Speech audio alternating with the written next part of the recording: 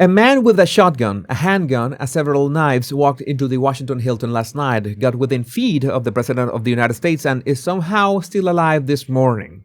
Last night it was the third assassination attempt on Donald Trump in less than 2 years, and today I want to walk you through, step by step, exactly what happened in that ballroom, what the Secret Service got wrong, what they got right, and what most people watching this online have already gotten backwards. So last night was the White House Correspondents' Dinner, about 2,600 people in the main ballroom of the Washington Hilton in Washington, D.C.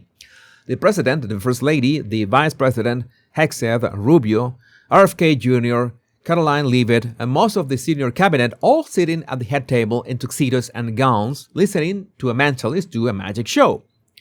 And around 9 p.m., somewhere upstairs and outside the ballroom, the bang started. So what you're looking at is the entire security perimeter. One magnetometer at one checkpoint in a public hotel that had regular guests, regular staff, regular service corridors, and regular elevators running all night. The hotel itself was not locked down. People were walking in and out of the lobby flashing tickets. 3 different attendees, including Carrie Lake, said the same thing this morning. Tickets barely glanced at. No bag checks. No ID. They were talking about how strange it felt at their tables before the shots ever rang out. So, a man named Cole Allen, 31 years old, from Torrance, California, was a guest at the Hilton that night. He assembled a shotgun in his room, loaded a handgun, strapped on multiple knives, and walked toward the ballroom carrying all of it. Now, look at the size of that hallway. No choke point, no natural funnel, no second perimeter. The man covered something close to 50 yards of open hotel space carrying a long gun, and the first eyes that ever landed on him were the agents at the magnetometer itself. He fired at least one shot. He hit one Secret Service officer in a bullet-resistant vest.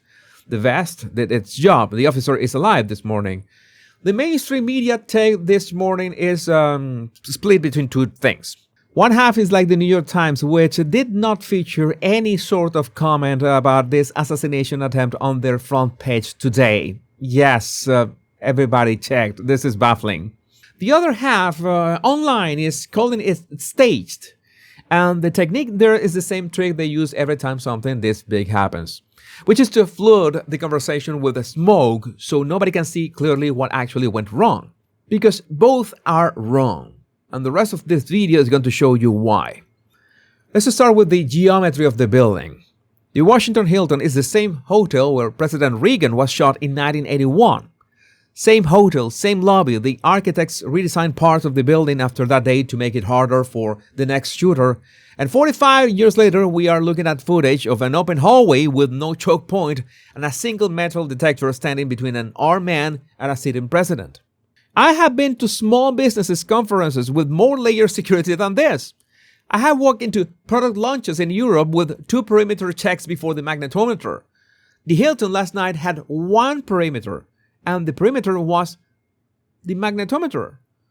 3 women who attended the dinner said the same thing publicly this morning. Carrie Lake would say it was the easiest event she has even attended where the president was present. 2 other attendees, Matt Campbell and a writer named Rack, said tickets were barely looked at. No back checks, no IDs, no real screening. They are not anonymous accounts. They are named guests telling the same story independently. So this is a Secret Service ground team and planning failure. Somebody, somewhere, decided 1 magnetometer and a ticket flash was enough security for a building holding the president, the vice president, and most of the cabinet during an active war with Iran. That decision needs an answer. That is the real question. Now to the part that has half the internet on fire. Vice President Vance was pulled off the stage and out a side door. Trump stayed seated for roughly 10 more seconds. Then he was finally moved. People online are reading this as a Secret Service failure to prioritize the president. They are reading it wrong. A Spanish journalist named David Alandete was at the head table. He saw the entire sequence and he wrote up what actually happened. Vance was alone on his side of the table, so the agents pulled him out fast enough the closest door. On Trump's side were the president himself, the first lady, and a very pregnant Caroline Leavitt.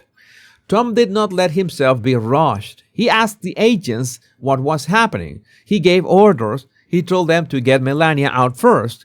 He told them to get Leavitt out next. He asked the agents to evacuate the journalists in the room. He chose to walk out on his feet after the women he was responsible for were already gone. And he did not crouch. The agents pushed him at one point and he briefly went down, and that is the clip that is now everywhere with people saying Trump fell.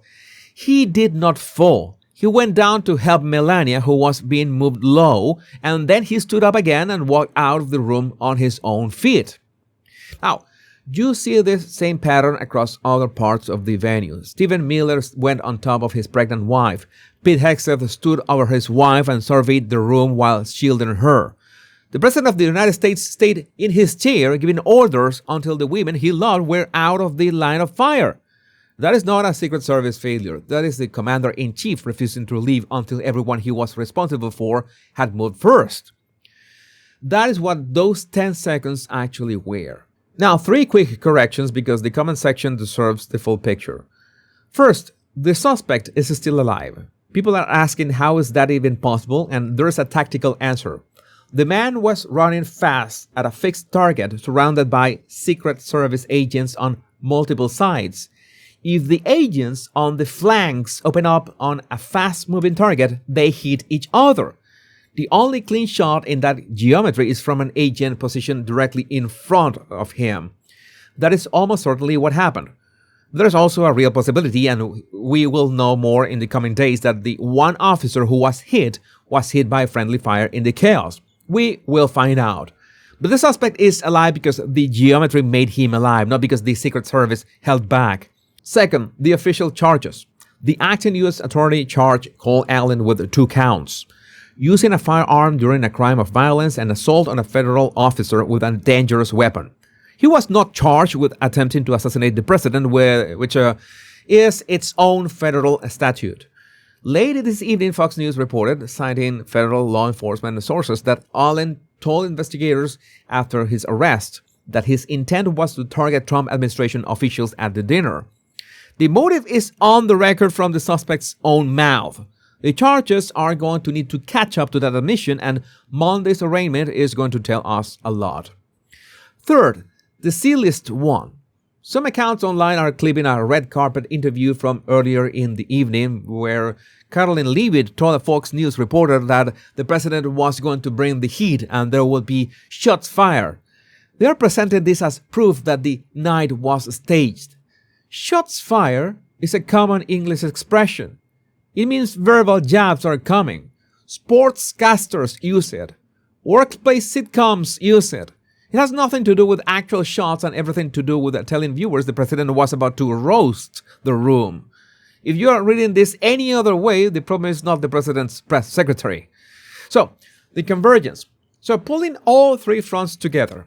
The perimeter outside the ballroom failed. The president inside the ballroom did not. And the noise online is mostly people who do not understand geometry, charging documents or English idioms. So the next thing to watch for is the arraignment of Monday. We will find out whether prosecutors upgrade the charges to match the suspect's stated intent. We will find out more about how he traveled, where he stayed, and how he got those weapons into a Hilton hotel. And in just a few days, King Charles and Queen Camilla are scheduled to arrive in Washington for a state visit. After last night, the security planning for that arrival just got rewritten in an emergency room. I will have more of that visit on my Royal Rogue channel later this week. Don't forget to check my politics blog, The Power Pundit. I will leave you my link in the description of this video. And let me know what you think about this in the comments. My name is Jesus Enrique Rosas. I'm the Body Language Guy. Much love and bliss.